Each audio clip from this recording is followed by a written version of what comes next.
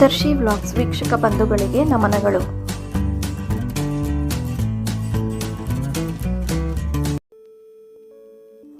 ಪ್ರತಿಯಾಗಿ ಏನನ್ನು ಬಯಸಬೇಡಿ, ಆದರೆ ನೀವು ಹೆಚ್ಚು ಕೊಟ್ಟಷ್ಟು ನಿಮಗೆ ಹೆಚ್ಚು ಬರುತ್ತದೆ. ಯಾರು ತನ್ನ ಹೃದಯದ ನೆತ್ತರದಿಂದ ಇತರರಿಗೆ ದಾರಿ ನಿರ್ಮಿಸುತ್ತಾನೋ ಅವನೇ ಶ್ರೇಷ್ಠ ವ್ಯಕ್ತಿ. ನಿಮಗಾಗಿ ಏನನ್ನು ಬಯಸಬೇಡಿ, ಎಲ್ಲವನ್ನು ಇತರರಿಗಾಗಿ ಮಾಡಿ. ಭಗವಂತನಲ್ಲೇ ಇರುವುದು, ಅವನಲ್ಲೇ ಬಾಳುವುದು, ಚಲಿಸುವುದು ಎಂದರೆ ಇದೆ. ಇತರರ ಯೋಚನೆಯ ಮೇಲೆ ತಣ್ಣೀರೆರೆಯಬೇಡಿ. ನಿಂದನೆಯನ್ನು ಸಂಪೂರ್ಣವಾಗಿ ಪರಿತ್ಯಜಿಸಿ. ಇತರರಿಗೆ ತಿಳಿಯದಂತೆ ಅವರನ್ನು ನಿಂದಿಸುವುದು ಮಹಾ ಅಪರಾಧ ಎಂಬುದನ್ನು ತಿಳಿಯಿರಿ. ಅಸೂಯೆ ಎಂಬುದು ಎಲ್ಲ ಗುಲಾಮರ ಹಾನಿಕರ ಲಕ್ಷಣ.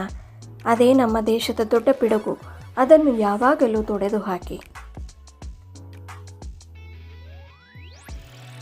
ಕಷ್ಟದಿಂದ ಪಾರಾಗುವ ದಾರಿಯನ್ನು ತೋರಿಸುವವನೇ ಮಾನವ, ಕೋಟಿಯ ಸ್ನೇಹಿತ.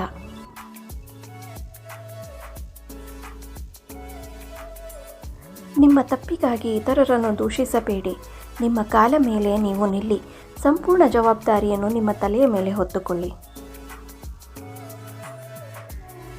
ಅನುಭವವೇ ಜಗತ್ತಿನ ಸರ್ವಶ್ರೇಷ್ಠ ಶಿಕ್ಷಕ.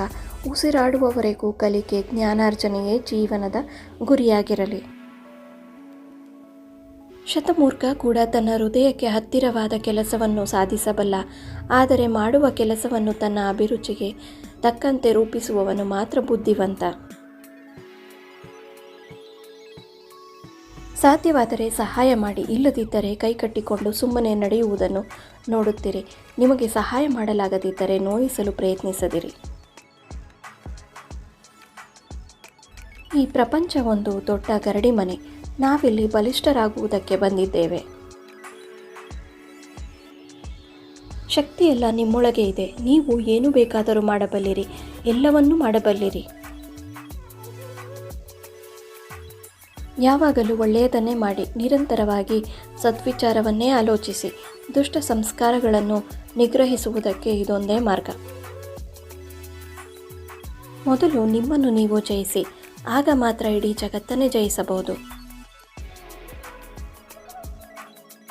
ಹೇಳಿ ಎತ್ತೇಳಿ, ಗುರಿ ಮುಟ್ಟುವ ತನಕ ನಿಲ್ಲದಿರಿ. ಸಾಧನೆ ಇಲ್ಲದೆ ಸತ್ತರೆ ಸಾವಿಗೆ ಅವಮಾನ. ಆದರ್ಶ ಇಲ್ಲದೆ ಬದುಕಿದರೆ ಬದುಕಿಗೆ ಅವಮಾನ. ಹಿಂತಿರುಗಿ ನೋಡುವ ಅವಶ್ಯಕತೆ ಇಲ್ಲ. ಮುಂದೆ ನೋಡಿ.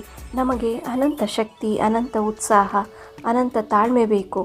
ಆಗ ಮಾತ್ರ ಮಹತ್ ಕಾರ್ಯಗಳನ್ನು ನಾವು ಸಾಧಿಸಬಹುದು. ದಿನಕ್ಕೆ ಒಮ್ಮೆಯಾದರೂ ನಿಮ್ಮೊಂದಿಗೆ ಮಾತನಾಡಿ. ಇಲ್ಲದಿದ್ದರೆ ನೀವು ಈ ಜಗತ್ತಿನಲ್ಲಿ ಒಬ್ಬ ಅತ್ಯುತ್ತಮ ವ್ಯಕ್ತಿಯ ಜೊತೆ ಭೇಟಿಯಾಗುವುದನ್ನು ತಪ್ಪಿಸಿದಂತೆ. ನಿನಗೆ ಮರ್ಯಾದೆ ಸಿಗದ ಜಾಗದಲ್ಲಿ ನೀನು ಹಾಕುವ ಚಪ್ಪಲಿಯನ್ನು ಸಹ ಬಿಡಬೇಡ. ಈ ನನ್ನ ಪ್ರಯತ್ನ ಇಷ್ಟವಾದಲ್ಲಿ ದಯವಿಟ್ಟು ಲೈಕ್, ಶೇರ್, ಕಮೆಂಟ್ ಮತ್ತು ಸಬ್ಸ್ಕ್ರೈಬ್ ಮಾಡಿ. ಧನ್ಯವಾದಗಳು.